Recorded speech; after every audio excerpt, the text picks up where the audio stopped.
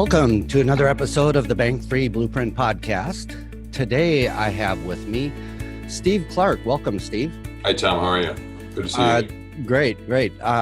So you have been on this show before. Yes, sir. We've had a lot of good, really good comments about the discussions that we've had. Good. And I thought it would be great for us to talk again a bit more about risk management on projects, private lending projects, and Sure. and not only from the perspective of what investors might want to see, like the private money investors, but also as much or even more important is what the active investors, what I call the active investors, the borrowers, really need from the perspective of being able to raise capital. Sure. And be able to really show the investor that it's a safe deal. And at the same time, they're really proving themselves out that it is they're proving it to themselves. And so we're going to talk a little bit today, I think, about the baseline inspection process that you're working on. Right. But I wanted to just share first with the listeners that you are with CIS Inspects, and that is in Windsor, California, Northern California. We're north, about an hour north of the Golden Gate Bridge. Yeah, right in the middle of where there's been some major challenges with fires and. Yeah, the wildfires. Unfortunately, the wildfires took out about 5,200 residential units. Wow. So we're experiencing all the domino effect of that. I mean, we have teachers leaving the area. We have doctors leaving the area. Labor force is a problem. It's California, so housing is a huge problem. Yeah, and you were right in the middle of that, sort of that. Yeah, actually, I was less than a mile away from one of the burns. Yeah. Yeah, I know. Right before this recording, you and I were talking a little bit about your experience of needing to decide very quickly what's important to take and pack in your Jeep. Well, it's funny. I was talking to a gentleman a couple of weeks ago about anxiety levels during the fire, and obviously, the anxiety that I've had because I didn't lose a home is nothing compared to someone that's just absolutely lost everything. But the fire was Sunday morning around 3 or Monday morning around 3:30 a.m. And by 4 o'clock, I'd heard of it and woke up, and we'd gotten a call about a voluntary evacuation. So we packed our car, and what they do is they tell you there's 4 or 5 P's that they want you to take. They want you to take your passport, your prescriptions, your photos. So essentially what you're doing is you're going through your home and you're determining what's most important to take, obviously other than, your spouse and your family. So it's difficult to go through that. And then we sat for almost 5 days waiting for the evacuation order, which never came. So you're on this heightened anxiety of realizing that you could come home and lose your home. I mean, your home may not be there. So you keep putting stuff. So mine was a Jeep. So Monday morning I loaded my Jeep, and by Friday, we were so full of things in the Jeep, of things that we wanted to take, I could hardly close the door on the Jeep. Yeah. But thank God that we were fortunate enough not to have our house damaged or even threatened by the fire. Yeah. But I can only imagine the challenges that everybody goes through in something like that. It's just so massive and so. Well, the same thing in Puerto Rico. I mean, Puerto Rico had. I mean, it's hurricanes, it's tornadoes, it's fire. I mean, unfortunately for us, it's fire, and just recently. So Southern California just had fire, and unfortunately now they have mudslides. I mean, as of yesterday, there's still 20 people missing in the mudslides. I mean, it's incredible what nature's doing relative to disasters. Right, and with that comes, of course, the rebuilding of whatever areas that may be, whether it's fires, floods, hurricanes. And in that process, there's a lot of work that needs to be done, and there's risk management. There's money going into projects to get them done. There's work. There's all the efforts it takes. And that's really what you focus on is the risk management aspects of a project. And whether it's the line item budget, making sure that everything's covered there, or the project itself to make sure that the contractor is seeing everything that needs to be done, the full scope of work. Another one that we've learned over time is how critical time itself is, and how long it'll take to get a project done. Right. Yeah. Especially at the cost of money and how that can really eat into any potential profits down the line. Absolutely. Yeah, if it goes long. Mm-hmm. One of the things that we've come up with is a handbook that we're compiling now. And the idea was the fact that we have 5,200 families that are about to get into something that most of them have never done before, and that's build a house. And that's just in California, in the Burn area. That's just in our area. Yeah, really, in Sonoma County alone, we have 5,200 homes that are going to need to be rebuilt. Yeah. I think overall we had 7,200 structures, so there was 5,200 homes and I think 2,000 buildings that burned. Mm-hmm. But essentially, it's just a matter of us putting together the content that we've always had for all these years of how to manage the risk and the forms that you use and the processes that you go through, and putting that into a handbook format that we can share with folks to tell them the things that they need to be aware of when they get involved in construction. For instance, having a schedule attached to the contract, or the things that are important to have in that contract that better protect the lender. I mean, the private lenders, the commercial lenders. So the things that are important in the contract, what's a change order, how do you vet a contractor? I mean, what are the things that you say to a contractor to make sure that this is a contractor that you would want to use to build your 1,500 square foot or 2,000 square foot home, which is about $500,000 to $800,000. It's a huge investment. And we just want to make sure that those owners who are in a better position to manage that risk, which is really our role overall, is to help people better manage the risk while they're involved in construction, be they lenders, commercial builders, commercial lenders, or owner builders. Right. So, and the way to really get a handle on that initially is to do a baseline survey of where the project is at right now. So, for instance, a completely burned down property that obviously would be new construction. Right. That's one set of sort of processes and work that needs to be done. But if it's a renovation project, let's say it's a renovation or something that's been partially damaged, right, and getting in and getting that baseline view of what the property is like.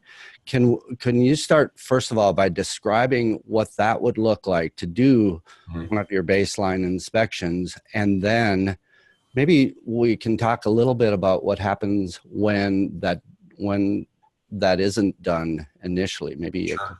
a couple of examples of stories that might have happened. Yeah, so ultimately we have a product called the baseline inspection. Some in the industry call it a feasibility study.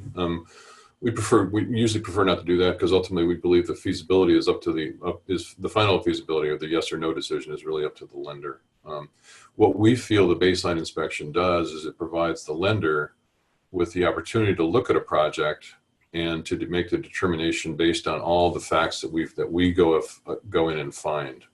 So in a typical baseline inspection, we'd be contacted by the lender or the owner builder and asked to go in and perform a baseline inspection. What we do then is we dispatch an inspector to the site anywhere in the United States, in all 50 states. We would go out and have a inspector photograph the exterior of the home and the property, as well as walking through the house with the contractor's budget in hand, and photographing all aspects of the house, all rooms in the house, and especially the items that have been identified in the budget. What we're looking for in that photo survey are the things that may have been missed in the contractor's budget. So once we've gotten the photos back, we review the photos and we generate a report to the lender or the owner builder, letting them know the concerns that we have that may or may not have been reflected in the budget. Now, okay. Sometimes the contractors miss some things when they're doing their line item budget. Our goal is to make sure that budget reflects all the work that can ultimately be needed to have that home completed to the level that the owner originally had desired. And what I like about that is that it really helps protect the lender and the active investor, the contractor, everybody. It gives everybody that solid basis to work with, because I'm sure there are contractors that occasionally forget certain items, or maybe they don't see a certain risk from like a neutral third party might see it. Yeah. And so to me, it really makes a lot of sense to have that independent look at a property like this? See, what we'll normally do is we'll do it before close of escrow. That was my question. The timing on when it gets ordered, if you could explain that, and then the time that it takes to do it, and maybe just sort of the process of the back and forth. Yeah, usually what we'll do is we'll get contacted at the same time the appraiser is contacted. Mm-hmm. And, you know, obviously the appraiser for the ARV, we'll dispatch an inspector prior to, what we'll do is it will be contacted and we would submit an invoice via PayPal to the owner or to the lender who then forwards it to the owner. The baseline inspection typically costs about $325. Okay, and that's a residential. Yeah, single family residential. Mm-hmm. So we'll go out and dispatch an inspector in that area, and we will go through the home, photograph it, and usually come out of there with a couple hundred photos. And at the same time that the photos are giving us evidence of things that may be missing, it's also providing us with the as-is condition of the home before the contractor got in there. So every once in a while, you'll have a contractor submit a bill for a granite countertop that was already there. So ultimately, we have photo evidence showing that, you know, I'm sorry, Mr. Contractor, but this was here. Here's the photo of it. So it provides a lot of clarity on the existing condition of the home, as well as the existing condition, again, prior to the contractor's arrival. So what we'll do is we'll go in and generate that report, generate those photos. The photos will be sent back to the company. We'll do a review and we'll generate a report that itemizes all of the things that we found within the home that were missing, so that report then gets taken from the lender to the owner and then to the contractor, asking the contractor to respond to certain things in that line item budget, for instance, permits. Or, you know, in the Midwest, we find a lot of lead contamination or lead abatement or asbestos abatement being left out of budgets. And we would prefer seeing it in there, just in the event that the city comes in and says you're going to have to abate this, instead of it being a surprise to the lender that it's already in the budget. So yeah, because then at least a decision can be made as to whether it does get addressed or doesn't, and what the risks are involved of addressing it or not addressing it. Oh, no, it. absolutely. Especially lead paint back in the Midwest. I mean, it's amazing how many projects we're seeing that literally we find that there's no addressing the cost of abatement for lead paint and or asbestos in the older homes. And just curious, why do you think that is the Midwest? Are there maybe more so than some other areas? The buildings are a lot older. Mm-hmm. Yeah, the Midwest and the East, the buildings are much older than, you know, California. Okay. As you come towards California across the country, the homes are much younger. That's what I was thinking, except for, when did lead base go out? 19? I think it was 74. Yeah, okay. And just very briefly on that, one of the mitigations is painting over lead base? Actually, you can encase lead as long as they agree to it, but essentially there's in the abatement plan. Mm-hmm. So once you find lead, everybody's in respirators, everybody's in hazmat suits. I mean, there's a cost. So we usually look at somewhere between $7,000 and $10,000 if that's in the budget. And the thing about putting it in the budget is that it's there, but it may not be used. It may not need to be used, but it's been addressed. So it's not a surprise later on. So this $150,000 flip is now $165,000 because of the line item having been missed. Right. It's really the goal of the baseline. The baseline is to identify those things in a contract budget that may be missing, that are going to impact the budget, the cost, the funds, and the time. And just looking at that, just as an example, let's say that a project is started and that particular issue had not been identified, lead-based paint, right. And the mitigation, because of the condition of the project, would really warrant the replacement. Let's use windows, for instance, painted windows, sure. That it would warrant the replacement of windows. Just as an example, I could think of the delays that could cause in a project. It's not only the cost of doing the abatement or the mitigation on it, it is the time lost and the contractors that get out of queue, right, from the fact that was missed or wasn't addressed early on. And so that's in renovations, that can be a really critical piece to know all of the risk factors ahead of time so they can be built in. So, and that's the product, the baseline offers that information to the lender prior to close of escrow so that the contractor can go back to that budget, address those issues, and if need be, increase that amount of the budget so that by the time of close of escrow, you're now closing escrow for a corrected cost. Exactly. Okay. And that cost being reflective of not just a contractor walking through, but a third party looking at those things. Cracked foundations are famous because most contractors don't want to mention a cracked foundation prior to signing the contract because it could really blow the deal. I mean, a lot of people are afraid of cracked foundations. Yeah. And if it's known, somebody might just walk away from a home and say, I don't want to bother with a cracked foundation. When in fact, it's really not that difficult at work. Mm-hmm. But that's a classic that we see left off of a budget, and that's structurally that's a major miss. Yeah. So it's abatement, it's hazmat stuff, it's cracked foundations, it's addition of rooms. I mean, they'll add electrical, they'll forget HVAC, they'll forget drywall, things like that. So we'll go through and look at the budget, and sometimes we'll see $100 for drywall, and they're putting in a whole new room. So we'll just make a comment, that it appears as though there's not enough money in this line item to perform the work that's being proposed. Mm-hmm. Okay. So the baseline is really a tool that we suggest the private lenders use in the remodeling to better balance the cost of the deal.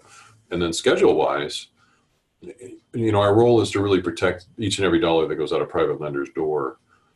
And we understand that if you have a project that's going to go along and you guys have agreed to loan the money for 180 days, 6 months, that you might have another opportunity to take that money out of that project at day 181 and move it to a better yielding project. Well, Yes. If that project's going to go 30 or 60 days long, there's an opportunity cost that you as lenders are potentially losing. Right. And having that schedule reflect the fact that yes, we can get it done in this time, and yes, we think it's in line with the amount of work that's to be done, is really a valuable tool. That's why we think the baseline is a very valuable tool. Yes, definitely. It's about knowing. I always look at it. Identify the risks. Identify all the risks in a property that you can identify, and then figure out a way to mitigate them. And if you can't, then you shouldn't be doing the deal, right? Yeah, no, and it really is trying to just find all the risk. Mm-hmm. I mean, an unleveled floor, is, some people think it's really easy. Other people think, oh my God, we have to jack the whole house. Yeah. The involvement of a structural engineer. I mean, Mm-hmm. a lot of people don't want to use structural engineers, and they're absolutely nothing to be afraid of. Can you describe the difference between what you do as the baseline inspection and what home inspectors might do? Let's say that it's a light renovation or a light rehab, and somebody calls you, or they call the typical home inspection where, like an FHA home inspection. Right. Many times the home inspector is more involved in code work. Our role is more cost and time, and essentially the cost of time even. But essentially we go through with a different eye, I think, because we're all very familiar with construction. But you're covering basically the same areas of the property all the way straight through, right? No, not necessarily, because the home inspector is going to hit every system. They're going to hit HVAC. Does the HVAC work? Yes or no? Does the electrical system work? Right, yeah. We'll go through and we're looking at the construction. We're looking at the viability of the proposed construction line in a budget, and to see if the scope in that budget is in fact going to address all the work that we feel needs to be done.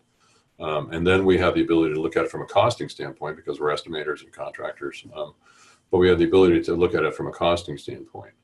Most home inspectors have a cost to cure option that you can pay for in their, I think it's above and beyond their normal fee for the home inspection. But it's a cost to cure, they refer to it as.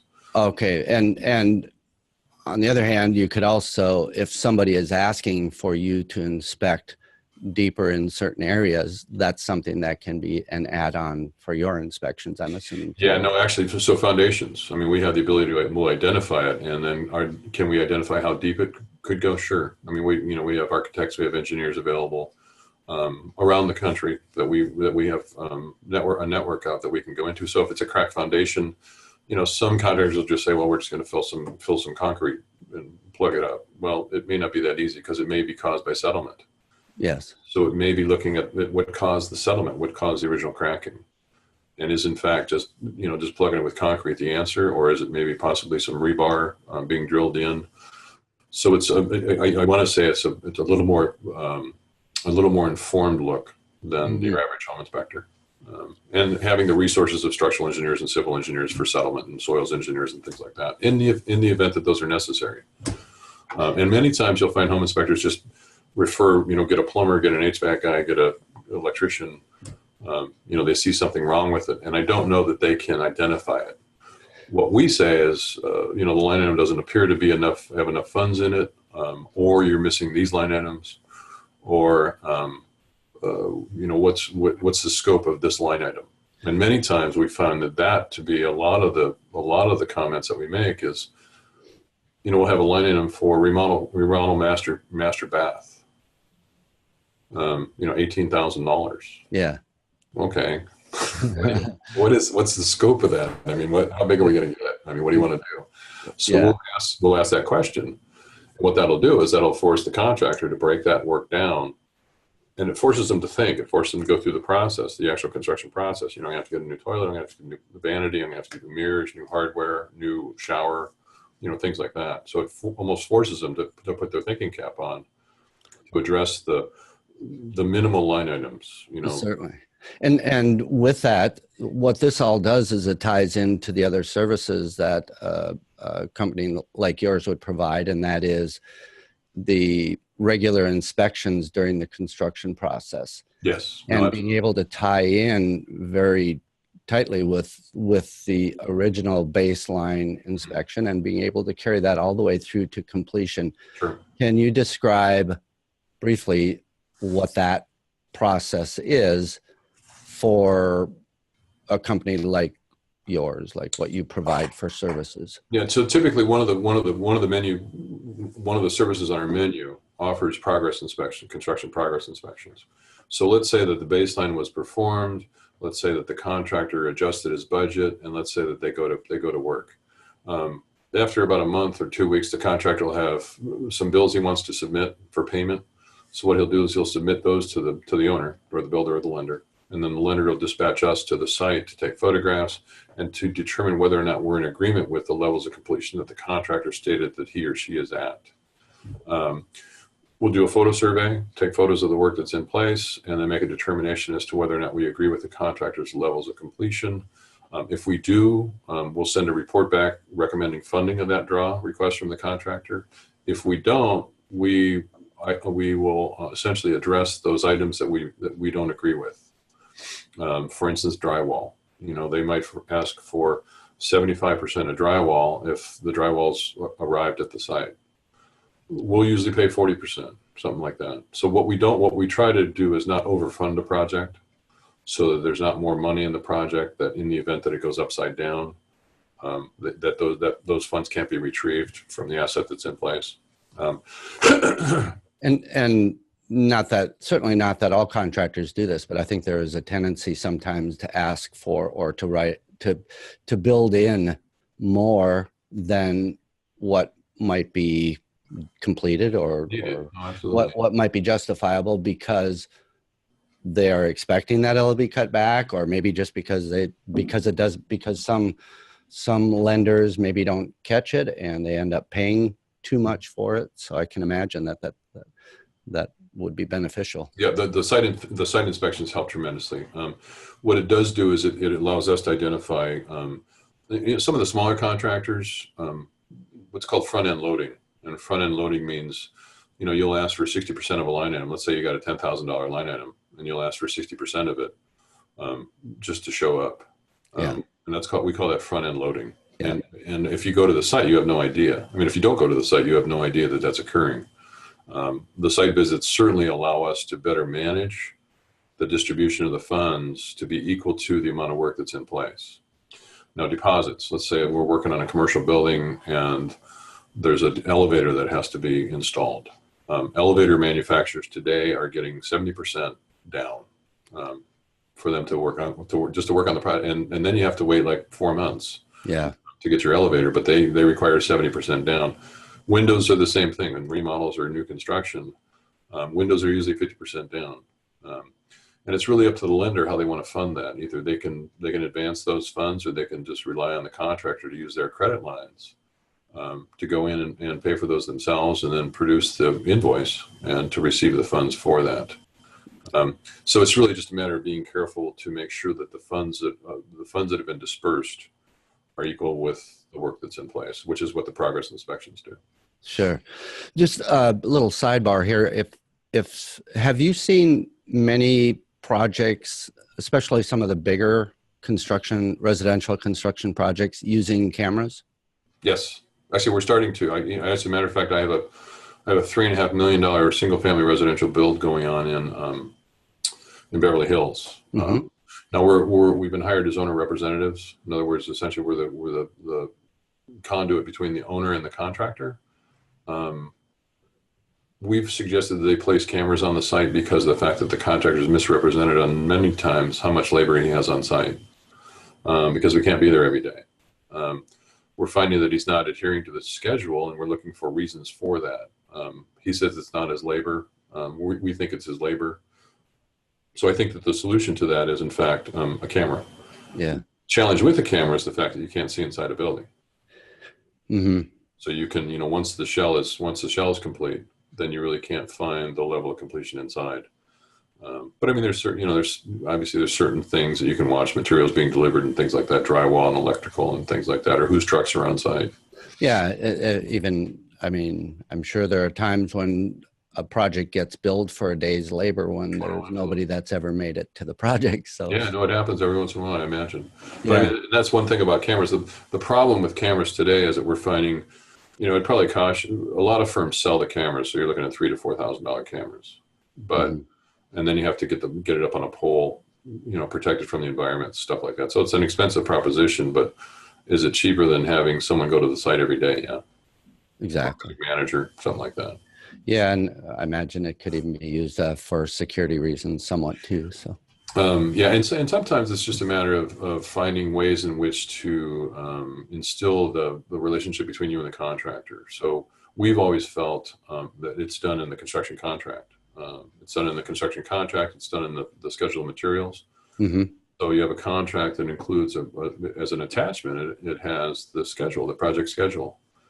And that's one of the things that's one of the services you provide is developing the contracts between the homeowner or the contractor. Well, what we do is, because we're not lawyers, but what we do is that we comment on, based on our 40 years in the industry, we would like to see in a contract.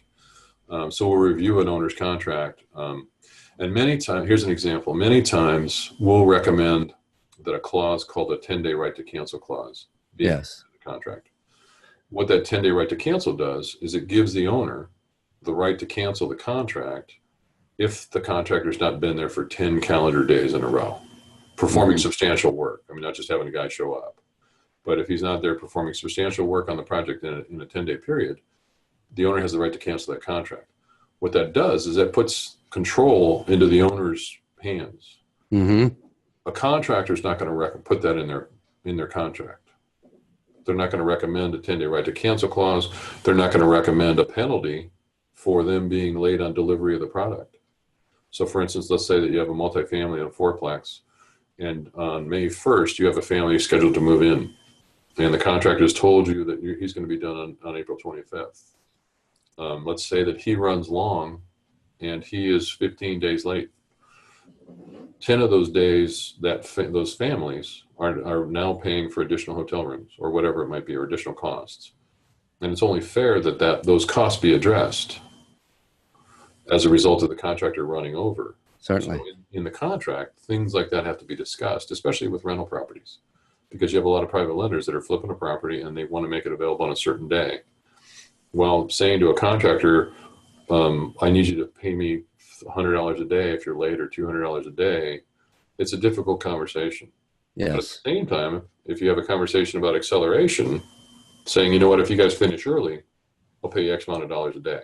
Yes. It's kind of a balancing act. Mm-hmm. But it really goes back to how to better protect the lender through the contract. So to us, it's having a schedule attached to the contract. It's having submittal requirements attached to the contract. For instance, lien waivers. The spreadsheet, the draw request made out with a spreadsheet and percent line item levels of completion. It would have lien waivers. It would have invoices. It would have any kind of change orders that may or may not occur. Mm-hmm. Anything that's going to, and it goes back to time and cost, anything that's going to affect time Mm-hmm. or anything that's going to affect cost should be notification to the owner and the lender every 30 days or every time they draw money. And so if we look at it from the active investor's perspective, let's say this is a residential fix and flip, Sure. residential renovation and, Right. and resale, however we want to call it. Sure. And the contractor borrower is looking to raise capital or bring money partners on. Right. Mm-hmm. Just imagine what that money partner is going to do if they have all of the details worked out. If listeners are active investors, are looking to raise capital, Sure. and they want to compete with other people, other contractors that are looking to raise capital, Mm-hmm. if they can present a package that shows that this is how these are potential risks, Right. and this is how we are mitigating the risks. Mm-hmm. We're helping you feel comfortable that this will be a good, viable project for you to invest in. Sure. And so I always think it's the best way to do it is to go at it proactive as an active investor and just be totally upfront, explain where you see the risk, where potential risk could be, Right. and then explain how you're mitigating them. Sure. And it just, we found that our company's involvement or my firm's involvement in some of these funds, Mhm. has a tendency to comfort potential investors because they know that there's someone that's a third party objective that's experienced in construction and Yes. experienced in loan administration involved in the project to be able to monitor from arm's length. And so our involvement, I want to say, potentially brings in more stronger investors because they're aware that a firm like mine is involved in the deal and can essentially identify those risks and then give ideas for how they'd be mitigated or how they could be better mitigated. Let's just say that. yes, exactly. Now we've talked about the benefits. Can you think of any, I'm sure you can think of quite a few, think of any occasions where a baseline inspection or having services of an inspection service involved in a project where that could have saved a lot of heartache, money, whatever we want to call it. Do you have any examples that you would want to share? Yeah, we have. I have many. I mean, ultimately, because we do commercial inspection, we do residential, and we do multifamily. Again, in all 50 states. I have one locally. It was a $6 million rehab of a building in San Francisco. We were having a challenge having the line items better detailed from the contractor, from the developer. What we found out was the fact that there was a fire. Part of the requirement for the rehab was to tie the building back to a fire line. And we were looking for the cost of that work, and somebody estimated about $20,000. And that's to tie it into for the fire suppression for the. Yes. Yeah. And we thought that essentially it was going to cost at least $100,000 to do. So we asked the developer to provide us with a subcontractor's bid to prove his number. We had gone out and identified the cost of going into Mission Street in San Francisco, digging down 5 feet to find the water line, coming across Mission Street, closing Mission Street on one side, moving traffic over to the other side. And this is all night work because you don't want to do it during the day. And then running the water line in, tying it into the main, running it to the building, backfilling the trench. And we were convinced it was going to be more than $20,000. And as it turns out, it was $110,000 to do from a subcontractor in the city who was going to do it at night. So had they gone along with it, had the owners gone along with it, they would have been about $90,000 short on that line item. So that's an example of it. We've had Absolutely. Just on that one, it reminds me. I used to do a lot of construction in Minnesota, in central Minnesota, Right. and small town USA. And logically, if someone isn't familiar with Mission Street in San Francisco, Sure. Yeah. one might think that 20,000. Well, that's a reasonable number. I mean Yeah. that's a lot of money for just digging in a water line. Oh yeah, no, absolutely. Yeah. But absolutely. I mean, it's so different. The differences in how things happen. A home in central states in like in the central United States can easily be $100,000, whereas in San Francisco that wouldn't.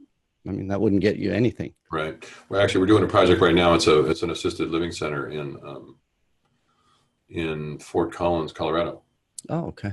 And a general contractor, there's a demolition item, and the demo's been done. So we got involved in the project after it started. The demolition's been done. And now there's a fire sprinkler issue whereby the tie-in from the home to the street, again, was left out. The city's requiring it to be a certain size pipe and a certain volume of water. I looked at the building and said, wait, we're retrofitting a fire sprinkler system into this home because it's going to have 8 bedrooms. I said, we're talking about cutting drywall in every existing wall in the house, putting pipe in the ceiling and in the walls. So that's demo. So yes. The demo price, they missed the demo price, right? The fire sprinkler price is now more. And the tie-in to the street, again, is more. So it's those things that, and I don't want to say that they were left off of, but they were just, contractors are so busy today. Yeah. There's a lot of things that get missed. And again, having someone with fresh eyes on a project. Yeah, and it takes away some of the assumptions. Like, for instance, in that case, okay, we have that water line taken care of. Check, that's done. Right. But nobody did that independent review to see that all the pieces in between are there to make sure it happens. Like you said, the demolition, the drywall that needed. Yeah, drywall demolition, and a small number could have been less than $5,000. But again, we're going back to $5,000 on that, $20,000 on the fire, whatever it might be, is more money that we, like for instance, in a baseline. Hopefully, I would love to think that we would have caught that, and we would have said, the baseline shows that you're going to need more money for fire lines, you're going to need more money for demo, things like that. So that the owner would go back to the contractor, they'd add that $25,000, so that by the time they close escrow, that true number is reflective of the work that they missed, that we caught, that needs to get done, and hopefully within the same schedule.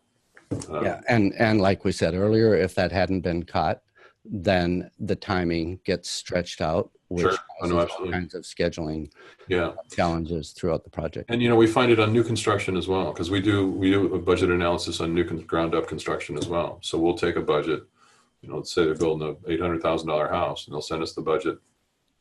We'll hit some of the line items, foundation and framing and things like that. I have a gentleman down in San Luis Obispo right now who's convinced that he can frame a house for $11 a square foot. It just can't get done. I mean, unless he's bringing labor in from far, far away, it's usually about $20 to $2 a square foot. Yeah. So we just made comments about the fact that, we feel his number does not reflect the actual cost it's going to cost him. So please have him show us a sub bid, a framer's bid to substantiate that cost. Yeah. New construction, it's much to us, to me personally, there's less risk in new construction. I totally agree. And in new construction, there's things that you can do to better quantify the risk. Subcontract agreements for the budget. When we do the budget analysis, we'll ask for subcontract agreements.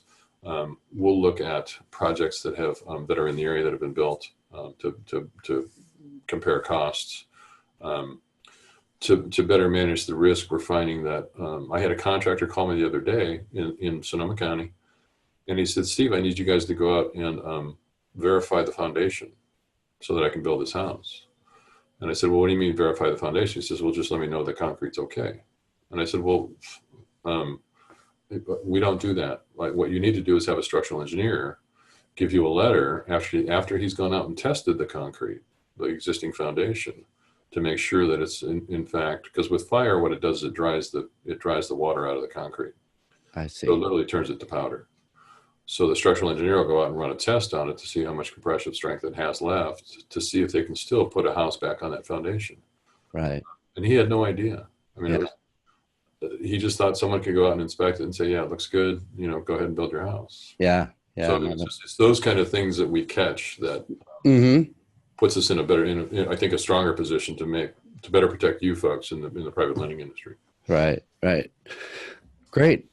So maybe to wrap up here, is there any like last bit of advice that you would give, or a lot of times I like to ask for certain resources that the listeners might be able to have access to.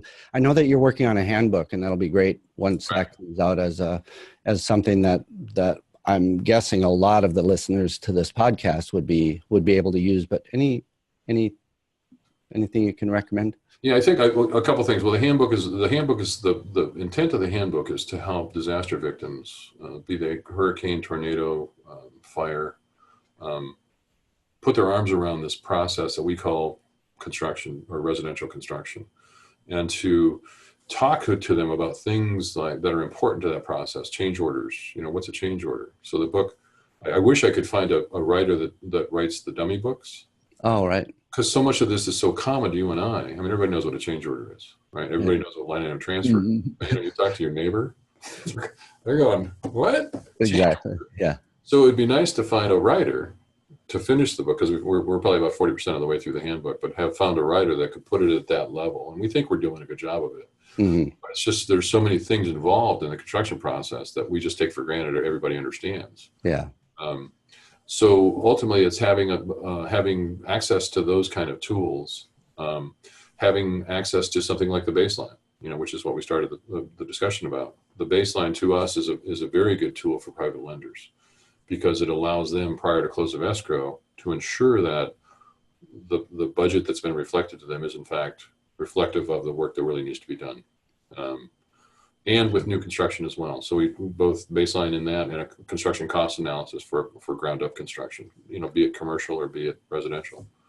So really, it's having the tools in a quiver, if you think of it as arrows that private lenders use in their quest to minimize risk, from the dollar standpoint, from the construction standpoint.